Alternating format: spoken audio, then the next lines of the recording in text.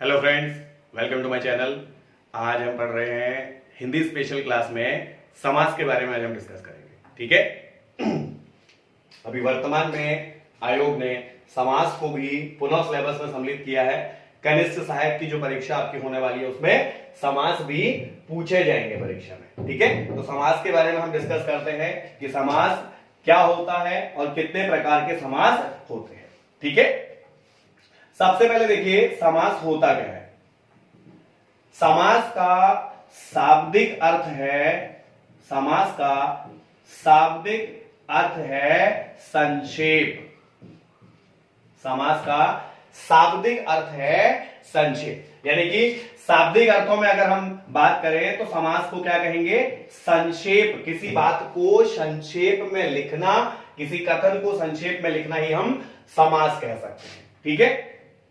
देखिए समास में हमेशा दो पद होंगे, हमेशा दो पद होंगे। यानी डेफिनेशन अगर हम समास की बोले तो दो या दो से अधिक, दो या दो से अधिक शब्दों के मेल से, दो या दो से अधिक शब्दों के मेल से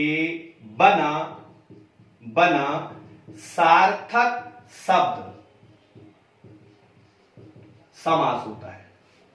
दो या दो से अधिक शब्दों से मिलकर के बना सार्थक शब्द क्या कहलाता है? समास कहलाता है। और समास का शाब्दिक अर्थ हमने बोला क्या होता है? संक्षेप होता है। समास का शाब्दिक अर्थ होता है संक्षेप। अब दो या दो से अधिक पदों से मिल करके जो शब्द बनता है उसे हम कहते हैं समस्त पद, उसे कहते हैं समस्त पद, या फिर इसे ही हम सामासिक पद भी कह देते हैं।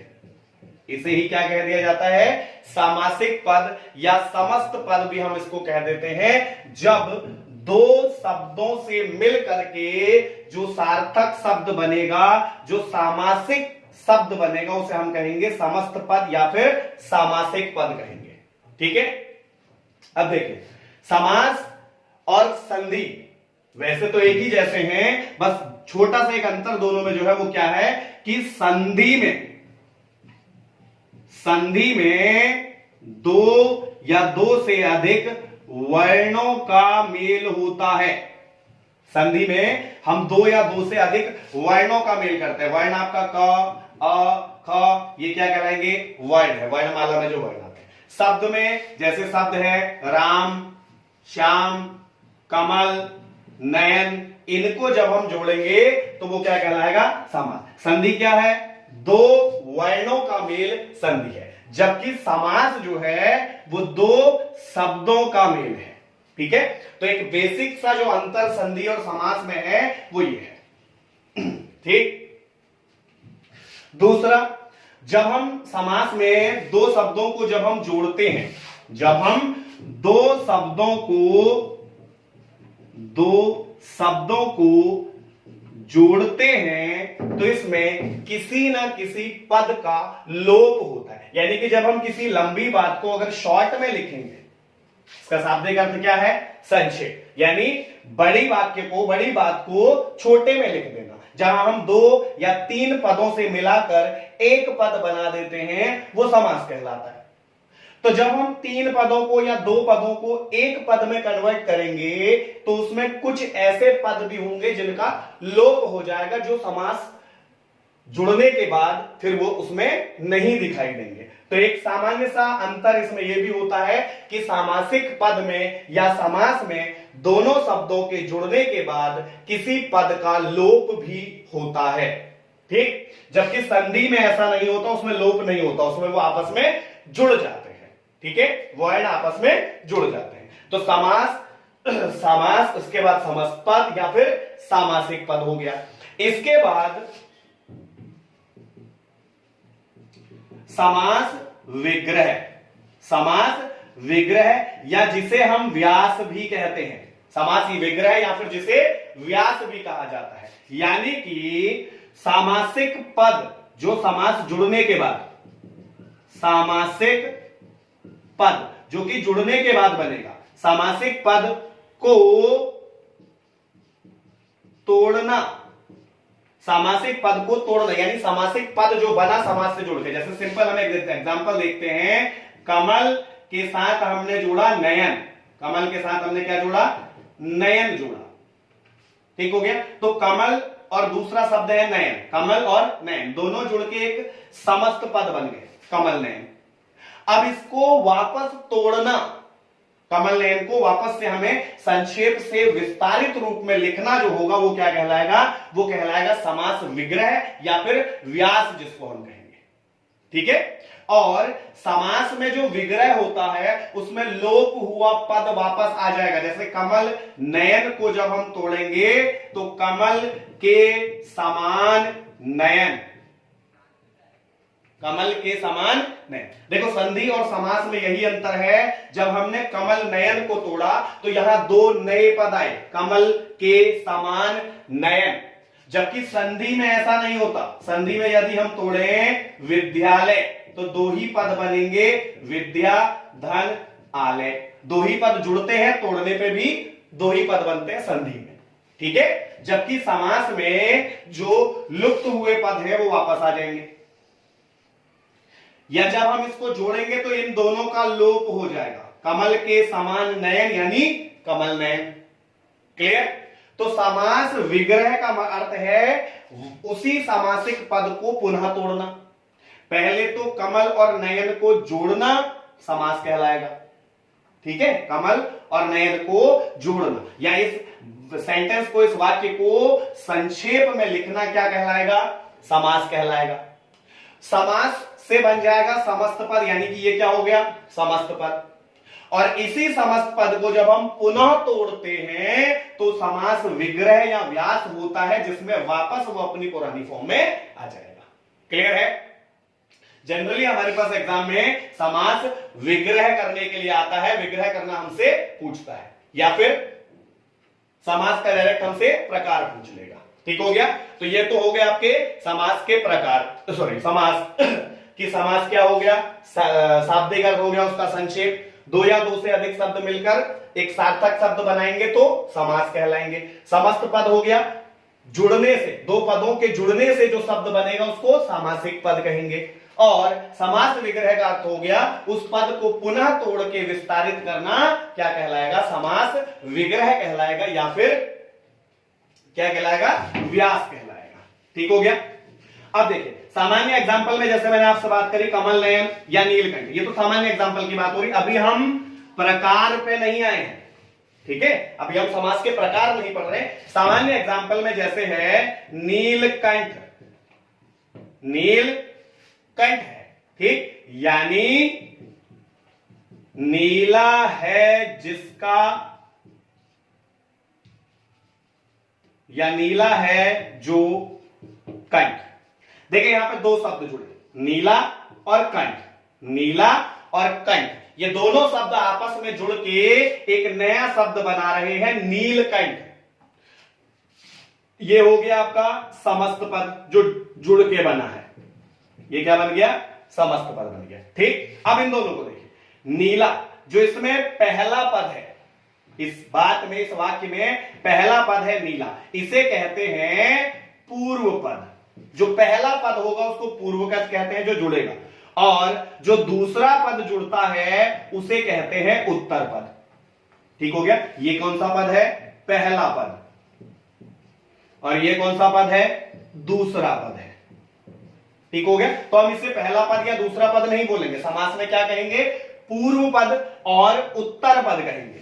समास में हम पहले वाले पद को कहेंगे पूर्व पद और दूसरे पद को या बाद वाले पद को कहेंगे उत्तर पद, क्लियर है।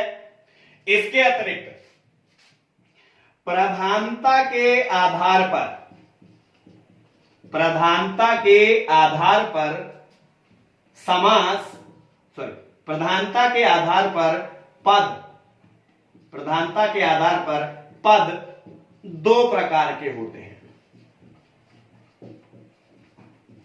अब देखो इसमें हमने क्या कहा, ये दोनों क्या हैं, पद है, तो पूर्व पद उत्तर पद, जिसको हम सामान्य भाषा में पहला पद और दूसरा पद कहते हैं, लेकिन समास में हम इसको क्या कहेंगे, पहले वाले पद को पूर्व पद कहेंगे, दूसरे को उत्तर पद कहेंगे।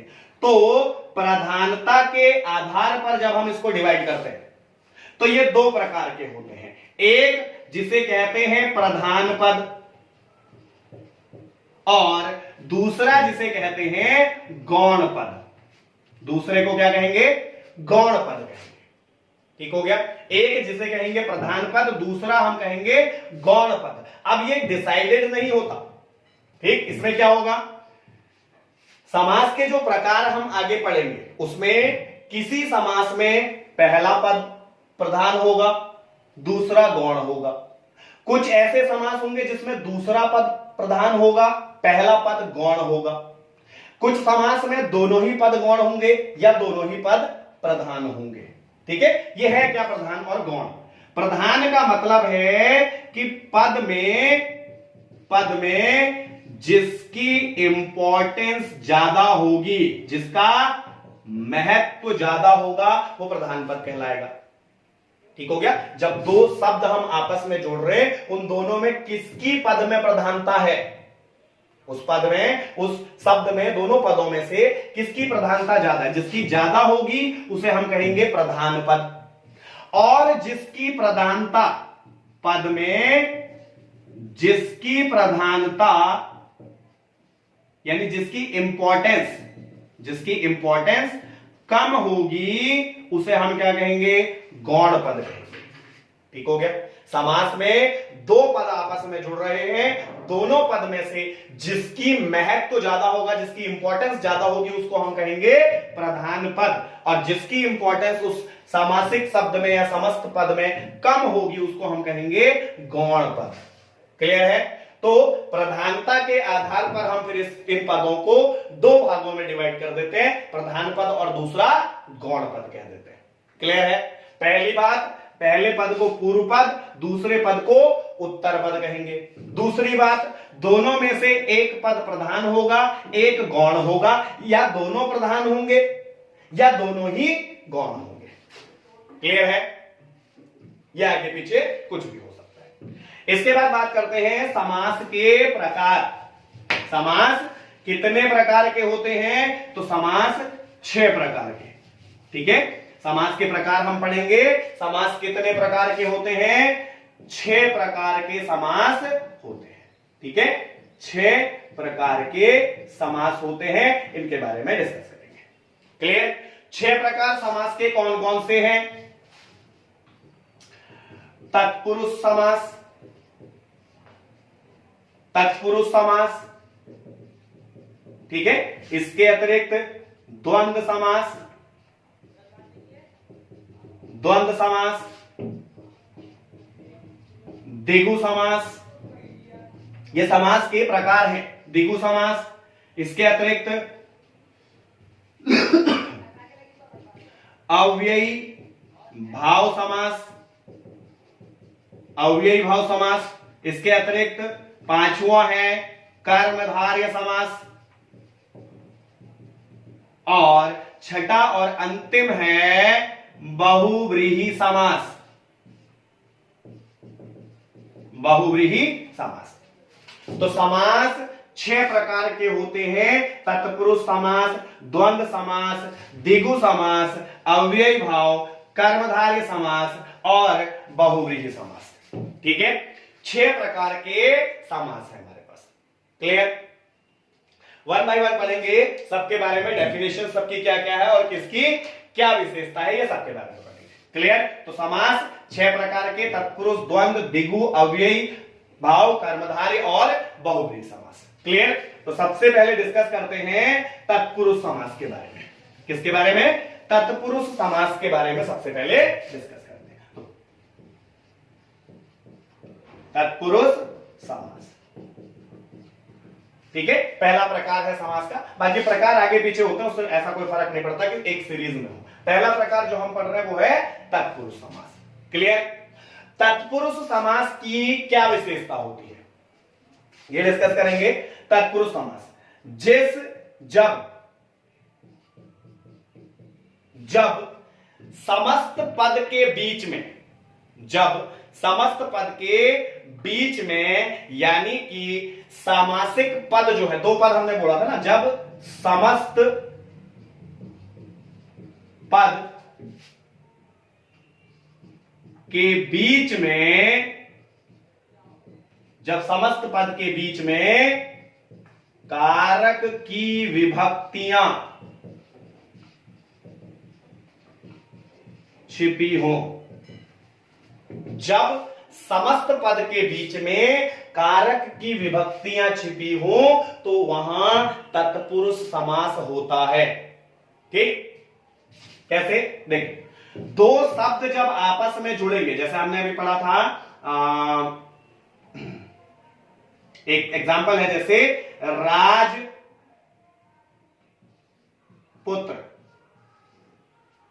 राजपुत्र, जब हम इसको तोड़ेंगे, यानी इसका सामासिक विग्रह करते हैं, समास विग्रह करते हैं या व्यास करते हैं, तो राजा का पुत्र, इसे राजपुत्र, इसे तोड़ेंगे राजा का पुत्र, इसमें ये टूटेगा। अब इसके बीच में ये जो नया शब्द आया है, तोड़ने के बाद, विग्रह करने के बाद, इसको ही, इसकी ही हम बात कर रहे हैं तत्पुरुष समास में, कि ये जो बीच में नया शब्द निकल के आ रहा है, जो जुड़ने पे छिप गया, लोप हो गया जुड़ने पे जिसका, वो जो पद है, वो जो बीच वाला शब्द है, वो शब्द क्या होना चाहिए? वो शब्द कारक होना चाहिए, कारक की विभक्ति होनी चाहिए।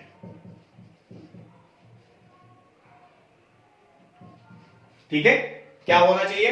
कारक की विभक्ति। यानी अगर हम समास का विग्रह करें और विग्रह करने पर दोनों शब्दों के बीच कारक की विभक्ति आ जाए, कारक की विभक्ति आ जाए, तो वहां तत्पुरुष समास होता है। ठीक है, कारक देखिए, कारक कितने प्रकार के होते हैं जनरली।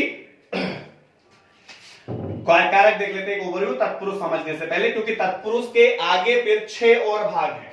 ठीक, तो उससे पहले छोटा सा ओवरव्यू कारक देख लेते हैं। कारक क्या है? देखिए, कर्ता ने कर्म को करण से संप्रदान के लिए, संप्रदान के लिए, आपादान से, अधिकरण में, पे, पर, और इसके अतिरिक्त संबंध का, के, की, रा, रे, री, और संबोधन, संबोधन, हे, अरे। ठीक हो गया। कारक जो है, कारक 8 प्रकार के होते हैं। कर्ता ने, कर्ता की पहचान होती है। कारक कहते किसे हैं? संज्ञा व सर्वनाम, संज्ञा व सर्वनाम का वाक्य से, बाकी का जो बचा हुआ वाक्य है, वाक्य से संबंध बताने वाले, संबंध बताने वाले या संबंध स्थापित करने वाले शब्दों को कारक कहा जाता है। किसी भी सेंटेंस में संज्ञा का वाक्य से या सर्वनाम का वाक्य से संबंध किसके द्वारा स्थापित होता है? कारक के द्वारा। एग्जाम्पल देखते हैं, जैसे राम ने फल खाया। ठीक है, तो यहां पे देखो, राम संज्ञा है, फल खाया, इन दोनों को जोड़ने के लिए, राम को बाकी के वाक्य से जोड़ने के लिए हमें किसकी आवश्यकता है? ने शब्द की आवश्यकता पड़ रही है। और ने शब्द क्या है? कारक की विभक्ति है। बिना इसके ये सेंटेंस नहीं जुड़ पाएगा। राम फल खाया नहीं जुड़ेगा। हमें किसकी आवश्यकता पड़ेगी? ने की आवश्यकता पड़ेगी। और ने क्या है? कारक की विभक्ति है। किस कारक की है? कर्ता कारक की है। ठीक हो गया। तो ऐसे ही कर्ता की विभक्ति है ने, कर्म की विभक्ति को, करण से, यहां पर से जो करण के साथ आता है, करण के साथ जो से आता है, इसको से या फिर इसके लिए हम के द्वारा शब्द का प्रयोग भी करते हैं। के द्वारा, करण जब एक्चुअल में साधन होता है। संप्रदान की विभक्ति है के लिए, आपादान की विभक्ति है से, अधिकरण की विभक्ति में, पे, पर। इसके साथ संबंध की जो विभक्ति है वो है का, के, की, रा, रे, री, जो संबंध बताती है, रिलेशन बताती है या तुलना करती है। ठीक है, संबंध कारक में। अब तत्पुरुष समास में कर्ता और संबोधन को छोड़कर, कर्ता और संबोधन को छोड़कर बाकी 6 कारकों की विभक्तियां छिपी होती हैं। किसमें? जब हम तत्पुरुष समास का जो शब्द है उसको जब हम तोड़ेंगे तो इन 6 कारकों में से किसी एक कारक की विभक्ति उसके बीच में निकल के आएगी, तभी हम कहेंगे उसको कि वो तत्पुरुष समास का उदाहरण है। ठीक, क्लियर? तो कारक इसके लिए समझने जरूरी है, और कारक का काम क्या होता है? संज्ञा सर्वनाम का बाकी के वाक्य से संबंध स्थापित करना, ये काम है कारक का। ठीक है, 8 प्रकार के कारक हैं। तो अब वापस आते हैं तत्पुरुष समास में। ठीक है, तत्पुरुष समास में, अब तत्पुरुष समास में कारक की विभक्तियां छिपी हुई होती है। ठीक, तो अभी हमने बोला तत्पुरुष में कितने? 6 कारकों की विभक्तियां छिपी हुई होती हैं। तो तत्पुरुष समास जो है वो पुनः 6 प्रकार का होता है। तत्पुरुष समास जो है वो पुनः कितने प्रकार का होगा? 6 प्रकार का पुनः तत्पुरुष समास हो जाएगा। ठीक है, क्योंकि कर्ता और संबोधन कारक इसमें नहीं आएंगे, बाकी 6 जो कारक की विभक्तियां वो सभी तत्पुरुष समास के प्रकार में भी आती है। क्लियर? देखिए, सबसे पहला प्रकार इसका अगर हम देखें, तत्पुरुष समास का पहला प्रकार, 6 प्रकारों में पहला प्रकार होता है कर्म तत्पुरुष। पहला प्रकार है कर्म तत्पुरुष, यानी ऐसे सामासिक शब्द, ऐसे समस्त पद जिनके बीच में कर्म कारक की विभक्ति छिपी हो, वे कर्म तत्पुरुष के एग्जाम्पल होंगे। और कर्म की विभक्ति क्या थी? को। कर्म की विभक्ति क्या थी? को। ठीक है, तो यहां शब्दों के बीच में को छिपा हुआ होगा। जैसे एग्जाम्पल देखते हैं, गगन चुंबी, एक शब्द है गगन चुंबी। समासिक विग्रह करेंगे इसका, समास विग्रह करेंगे तो गगन चुंबी का विग्रह बनेगा गगन को चूमने वाला। गगन चुंबी, ठीक है, यानी गगन को चूमने वाला, आसमान को चूमने वाला। जब हम इसका विग्रह करते हैं बीच में क्या निकल के आया? देखो, को निकल के आया। कौन से कारक की विभक्ति है? कर्म कारक की विभक्ति है, इसलिए कर्म तत्पुरुष का यह उदाहरण बनेगा। क्लियर? दूसरा एग्जांपल, जेब कतरा।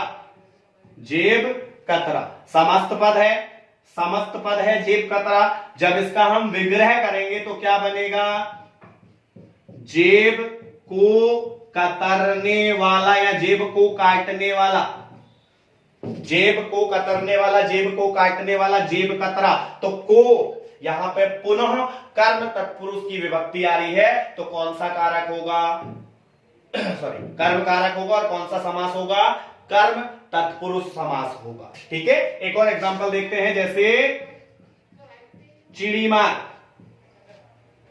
ठीक है, एक एग्जांपल और है, जैसे चिड़ीमार है। ठीक, समास विग्रह करेंगे इसका तो क्या बनेगा?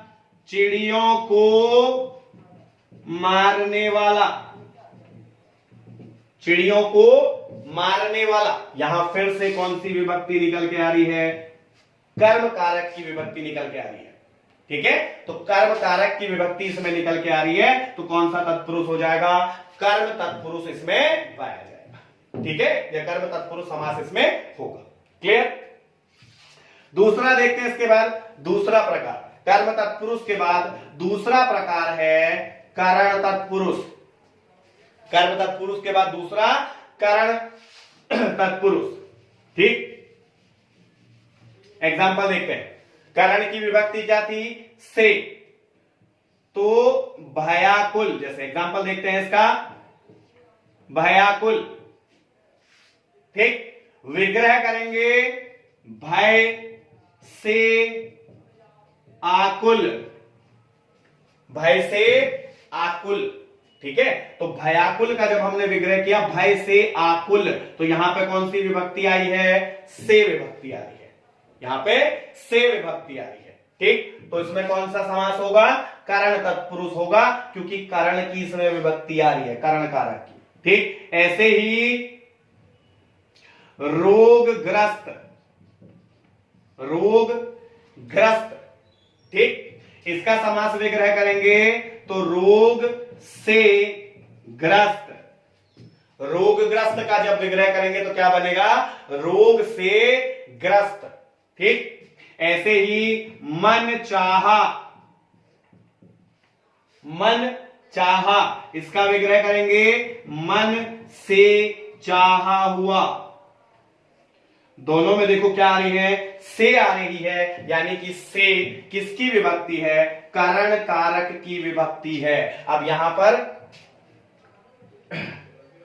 ठीक से हमें मिल रहा है इसमें, तो कौन सा है, करण तत्पुरुष है, करण तत्पुरुष यहां पे होगा। क्लियर है, ठीक। तो करण तत्पुरुष के बाद तीसरा प्रकार, करण तत्पुरुष के बाद तत्पुरुष का ही तीसरा प्रकार है संप्रदान तत्पुरुष, संप्रदान तत्पुरुष, ठीक है, यानी जिसमें संप्रदान की विभक्ति छिपी हुई हो। और संप्रदान की विभक्ति क्या थी, के लिए, संप्रदान की विभक्ति थी के लिए। एग्जाम्पल देखते हैं, जैसे स्नान घर, स्नान घर यानी स्नान के लिए घर, स्नान के लिए घर, ठीक है। विच्छेद करेंगे तो विग्रह करेंगे तो स्नान ग्रह यानी स्नान के लिए घर। यहां पे क्या आ रहा है, के लिए, किसकी विभक्ति है, संप्रदान कारक की विभक्ति है। तो जब समस्त पद के बीच में संप्रदान कारक की विभक्ति आती है तो वहां संप्रदान तत्पुरुष होता है, ठीक। ये सिर्फ तब जब तत्पुरुष के भाग पूछेगा। अगर कॉमनली सिर्फ तत्पुरुष पूछता है तो इन सभी में तत्पुरुष है, कर्म तत्पुरुष, करण तत्पुरुष, संप्रदान तत्पुरुष, सब में तत्पुरुष है। अगर उसके सब पार्ट पूछेगा एग्जाम में तब हम उसके सब पार्ट बताएंगे, संप्रदान तत्पुरुष है, करण तत्पुरुष है या कर्म तत्पुरुष है, ठीक है। इसके बाद संप्रदान तत्पुरुष स्नान घर यानी कि स्नान के लिए घर। ऐसा ही दूसरा एग्जांपल है देशभक्ति, देशभक्ति यानी देश के लिए, देश के लिए भक्ति, देश के लिए भक्ति, देशभक्ति। देखो समास को पहचानने के लिए हमें उसके विग्रह पर विशेष ध्यान देना पड़ता है, ठीक है। विग्रह पर विशेष ध्यान देंगे तो हम आसानी से पहचान लेंगे, ठीक है। देशभक्ति में देश के लिए भक्ति है, पुनः यहां के लिए आ रहा है यानी संप्रदान का एग्जाम्पल है, ठीक। ऐसे ही अगला एग्जाम्पल हो गया आपका हथकड़ी, हथकड़ी यानी हाथ के लिए कड़ी, हाथ के लिए कड़ी क्या कहलाएगी, हथकड़ी बन जाएगी। तो यहां भी कौन सा शब्द छुपा है, कौन सा कारक है, संप्रदान कारक का उदाहरण है, सॉरी विभक्ति है के लिए, तो संप्रदान तत्पुरुष कारक इसमें होगा, ठीक है। अगला पढ़ते हैं इसके बाद आपादान तत्पुरुष। अगला आपादान कारक यानी चौथा प्रकार है आपादान तत्पुरुष, आपादान तत्पुरुष, ठीक है। अब देखो कारक आपादान तत्पुरुष की विभक्ति भी क्या है, से, और करण तत्पुरुष की भी क्या है, से। जहां आपादान तत्पुरुष होगा वहां पे अलग होने की बात होगी, यानी अलगाव की बात जहां होगी वहां आपादान तत्पुरुष होगा या आपादान कारक होता है। तो से जो है वो दो प्रकार का होगा। जो करण में हम से बोल रहे थे वो था साधन, करण में हम जो बोल रहे थे वो क्या था, साधन था। भय, जैसे हमने बोला भयाकुल, भय से आकुल, यानी आकुल होने के लिए, डरने के लिए साधन क्या था, भय था। यहां पे साधन नहीं होगा, यहां पे बात होगी अलगाव की। जैसे एग्जाम्पल देखते हैं, जैसे धनहीन, धनहीन यानी धन से हीन, जिसके पास धन ना हो, यानी धन से अलग होने की बात कही जा रही है, अलगाव की बात हो रही है, इसलिए आपादान तत्पुरुष। करण तत्पुरुष और आपादान तत्पुरुष में कंफ्यूजन होता है, करण तत्पुरुष हम बोल रहे हैं जहां पे से का प्रयोग साधन के तौर पर हो रहा है, साधन के बारे में बताने के लिए से बोल रहा हूं, और जहां पर अलग होने के लिए से जो है वो अलगाव का भाव जहां प्रकट करता वहां पे अपादान तत्पुरुष होगा। धन से हीन, यानी जिसके पास धन नहीं है, धन से दूर हो रहा है, अलग है धन से, ठीक है, तभी वो धनहीन है। ऐसे ही पाप मुक्त, पाप मुक्त यानी पाप से मुक्त है जो, पाप से मुक्त है जो। अब पाप मुक्त यहां पर भी से आ रहा है और पाप से मुक्त हो रहा है यानी पाप से अलग हो रहा है, तो कौन सा तत्पुरुष होगा? अपादान तत्पुरुष होगा। क्लियर है? से का विशेष ध्यान देना है। अलगाव के लिए यदि प्रयोग होता है तो अपादान, और यदि साधन के रूप में प्रयोग होता है, कारण रीजन के रूप में, ठीक है, तो वहां पर अपादान तत्पुरुष होगा। क्लियर? ऐसे ही गुणहीन, एक एग्जांपल, गुणहीन यानी गुणों से हीन, गुणों से हीन यानी जिसके पास गुण नहीं है, गुण उससे दूर है, ठीक है, तो यहां भी गुणों से अलग हो रहा है। जो व्यक्ति गुणों से अलग होगा तभी उसको क्या कहेंगे? गुणहीन कहेंगे। किस में आएगा? अपादान तत्पुरुष में आएगा, ठीक है। तो चौथा प्रकार, इसके बाद पांचवा प्रकार देखते हैं। पांचवा प्रकार है संबंध तत्पुरुष, संबंध तत्पुरुष। देखिए, जहां पर संबंध कारक की विभक्ति छिपी हो, शब्द को विग्रह करने पर संबंध कारक की विभक्ति जब सामने आए तो वहां संबंध तत्पुरुष होता है। जैसे राजपुत्र यानी राजा का पुत्र, पहली चीज क्या बता रहा है? संबंध बता रहा है राजा का उसके साथ कि वो राजा का पुत्र है। दूसरी चीज, यहां पे का शब्द आ रहा है और संबंध कारक की विभक्ति अभी हमने पढ़ी थी, का, के, की, रा, रे, री, ये किसकी विभक्तियां हैं? संबंध कारक की, जो संबंध बताती है। आपका भाई, आपके पिताजी, आपकी माताजी, मेरा भाई, मेरे मौसा जी, मेरी मौसी जी, ठीक है। तो यहां जब हम इसकी बात कर रहे हैं, ये शब्द किस लिए आएंगे? रा, रे, री या का, के, की, ये संबंध बताने के लिए प्रयुक्त होने वाले शब्द हैं, ठीक। तो राजपुत्र में राजा का पुत्र, किसकी विभक्ति आ रही है? संबंध कारक की विभक्ति आ रही है। तो कौन सा समास होगा? संबंध तत्पुरुष, ठीक है। कौन सा समास होगा? संबंध तत्पुरुष होगा। ऐसे ही देश रक्षा, देश रक्षा यानी देश की रक्षा, देश की रक्षा, ठीक है। तो यहां संबंध बता रहा है किसका? फिर से किसकी विभक्ति आ गई? संबंध तत्पुरुष की, यह संबंध कारक की विभक्ति। संबंध बता रहा है देश की रक्षा, देश उसका है, ठीक है, उसका संबंध देश के साथ, ठीक है। तो देश की रक्षा, इसमें भी कारक की विभक्ति आ रही है। ऐसे ही विद्यासागर, विद्यासागर यानी विद्या का सागर, पुनः किसकी विभक्ति आ रही है? संबंध कारक की विभक्ति आ रही है। तो कौन सा समास होगा? संबंध तत्पुरुष समास इसमें होगा। क्लियर है? ठीक। इसके बाद छठा प्रकार पढ़ते हैं अधिकरण तत्पुरुष,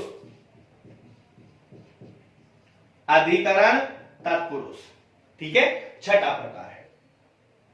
अधिकरण तत्पुरुष में अधिकरण की विभक्ति आएगी। अधिकरण की विभक्ति क्या थी? मैं, पे या पर, ठीक है, इनमें से कोई विभक्ति आती है। जैसे अधिकरण के एग्जांपल में हम देखेंगे, जैसे पुरुषोत्तम, पुरुषोत्तम समास विग्रह करेंगे तो पुरुषों में उत्तम, पुरुषों में उत्तम, किसकी विभक्ति आ रही है बीच में? अधिकरण कारक की विभक्ति आ रही है। पुरुषोत्तम अर्थात पुरुषों में उत्तम। तो अधिकरण की जब विभक्ति आएगी कौन सा तत्पुरुष होगा? अधिकरण तत्पुरुष समास होगा पुरुषोत्तम में। ठीक हो गया? ऐसे ही आप बीती, आप बीती, इसका भी जब हम सामासिक विग्रह करेंगे तो क्या आएगा? आप पर बीती। आप बीती अर्थात आप पर बीती, यानी खुद पर जो बात बीती वो हम उसको क्या कहेंगे? आप बीती। खुद पर, यहां पे कौन सा शब्द आ रहा है? पर। और पर भी किसका है? अधिकरण कारक की विभक्ति है पर, तो अधिकरण तत्पुरुष में आएगा। ठीक है, क्लियर है? तो तत्पुरुष समास के 6 प्रकार है, और तत्पुरुष की विशेषता हमने बोली थी क्या है? कि तत्पुरुष में कारक की विभक्तियां छिपी हुई होती है। ठीक है, तत्पुरुष समास में कारक की विभक्तियां छिपी हुई होती है। अब इसके लिए कारक अच्छे से याद हो दे और उनकी विभक्तियां और विभक्तियों के अर्थ याद होने आवश्यक है। क्लियर है? ठीक, तो तत्पुरुष के बाद दूसरा जो प्रकार हम पढ़ते हैं, तत्पुरुष के बाद समास का दूसरा प्रकार हम पढ़ते हैं द्वंद्व समास।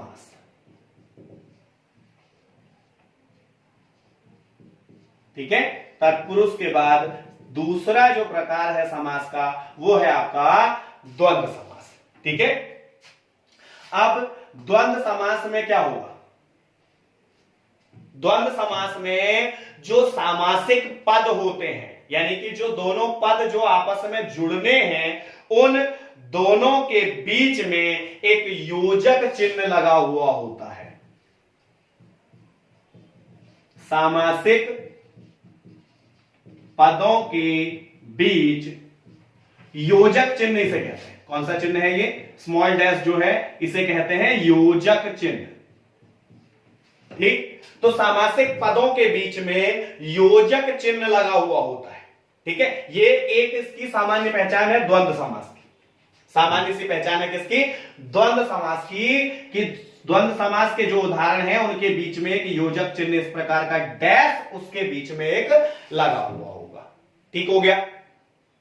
दूसरी, जब द्वंद्व समास के दो पद जो योजक चिन्ह से आपस में जुड़े हैं, जब हम इनका विग्रह करते हैं, जब हम इन्हें तोड़ते हैं, तो इनके बीच में अथवा, एवं, या और, अथवा, एवं, या और ऐसे शब्द इसके बीच में आते हैं। जब हम इसका विग्रह करेंगे, जब हम इसका क्या करेंगे? विग्रह करेंगे, तो तब इसके बीच में ऐसे शब्द आएंगे। ठीक हो गया। दूसरा, जो द्वंद्व समास होता है, इस द्वंद्व समास के दोनों ही पद प्रधान होते हैं, इसीलिए इसका नाम द्वंद्व है। इसके दोनों पद प्रधान होते हैं। एग्जाम्पल देखते हैं, ज्यादा समझ में आएगा। माता पिता, देखो ये द्वंद्व समास का उदाहरण है। इसकी पहली पहचान इसके बीच में योजक चिन्ह है। ठीक हो गया, पहली पहचान योजक चिन्ह है। दूसरा, हमने बोला दोनों की प्रधानता है, तो माता और पिता अपने अपने स्थान पर दोनों प्रधान है। माता और पिता दोनों ही इस पद में क्या है? प्रधान है। और दोनों, या ये कह सकते हो कि दोनों के बीच में प्रधानता के लिए द्वंद्व है। दोनों के बीच में प्रधानता के लिए क्या है? द्वंद्व है, युद्ध है। इसीलिए इसको द्वंद्व समास का नाम संभवतः दिया गया है, क्योंकि यहां जो पहला पद है और दूसरा पद है, दोनों ही प्रधान है, दोनों में प्रधानता को लेके द्वंद्व है। ठीक, और जब हम इसका विग्रह करते हैं माता पिता, तो क्या बनेगा? माता और पिता। तो बीच में कौन सा शब्द आया विग्रह करने पर? और शब्द आया। हमने बोला अथवा, एवं, या और ऐसे शब्द जब किसी पद के बीच में बनेंगे तो वो द्वंद्व समास का उदाहरण होगा। ठीक, और सबसे बेसिक पहचान क्या थी? कि इसके बीच में योजक चिन्ह लगा हुआ होगा। वो योजक चिन्ह जब हटेगा, जब हम उसका विग्रह करेंगे, तो उसकी जगह पे क्या आ जाएगा? और आ जाएगा, एवं आ जाएगा, अथवा आ जाएगा, या आ जाएगा। इस प्रकार के शब्द उसके बीच में आ जाते हैं। ठीक है, जैसे एग्जाम्पल देखते हैं, नदी नाले। नदी नाले, विग्रह करेंगे नदी और नाले। ठीक हो गया। देखो पहली पहचान योजक आ रहा, योजक चिन्ह आ रहा है इसके बीच में, और जब हम इसका सामासिक विग्रह कर रहे हैं तो इसके बीच में और शब्द आ जा रहा है, इसके बीच में और शब्द आ जा रहा है जब हम इसका सामासिक विग्रह करते हैं। ठीक है, ऐसे ही ऊंच नीच, एक शब्द है ऊंच नीच। ठीक है, ऊंच नीच का जब हम विग्रह करते हैं तो ऊंच या नीच, ऊंच या नीच। ठीक है, पुनः पहचान क्या है, योजक चिन्ह इसके बीच में आ रहा है और तोड़ने पे क्या बन रहा है, तोड़ने पे जो सामासिक विग्रह करने पे आ रहा है समास का, उसमें क्या आ रहा है, या शब्द इसके बीच में आ रहा है। ठीक है, ऐसे ही खरा खोटा, खरा खोटा। ठीक है, खरा खोटा, खरा या खोटा, यहां पे कौन सा शब्द आ जाएगा, खरा या खोटा आ जाएगा। तो समास के विग्रह से भी हम इसको पहचान सकते हैं और डायरेक्ट सामासिक पद से भी हम इसको, शब्द से भी हम इसको पहचान सकते हैं। मुख्य पहचान, इसके बीच में योजक चिन्ह आता है, कौन सा समास होगा, द्वंद्व समास होगा। जिसके बीच में योजक चिन्ह आएगा उसमें कौन सा समास होगा, द्वंद्व समास उसमें होगा। इसके दोनों ही पद प्रधान होते हैं और दोनों पदों में प्रधानता को लेकर के द्वंद्व होता है, इसीलिए इसको द्वंद्व समास कहा गया है। ठीक है, इसीलिए इसका नाम द्वंद्व समास रखा गया। क्लियर। तत्पुरुष समास में दूसरा पद जो था, यानी जो उत्तर पद था, तत्पुरुष समास जो था उसमें, तत्पुरुष में उत्तर पद जो था वो प्रधान होता है। ठीक है, जो तत्पुरुष समास हमने इससे पहले पढ़ा उसमें कौन सा पद प्रधान था, उत्तर पद उसमें प्रधान होना था और पहला पद उसमें गौण होना था, यानी पूर्व पद। क्लियर, ये अलग से मैं बाद में लिखा दूंगा कि किसमें कौन सा पद प्रधान होता है और किसमें कौन सा पद गौण होता है। क्लियर। फिलहाल द्वंद्व समास जिसमें दोनों ही पद प्रधान होते हैं, ठीक, योजक चिन्ह दोनों के बीच में लगा होता है और विग्रह करने पर या, अथवा, एवं और इस प्रकार के शब्द आते हैं, ऊंचा नीचा, अपना पराया, ठीक, बड़ा छोटा, ठंडा गरम, पाप पुण्य, ये सभी द्वंद्व समास के उदाहरण हैं। इनके बीच में योजक चिन्ह लगा हुआ होता है। क्लियर है, दो अलग अलग शब्द होने चाहिए, एक जैसा नहीं।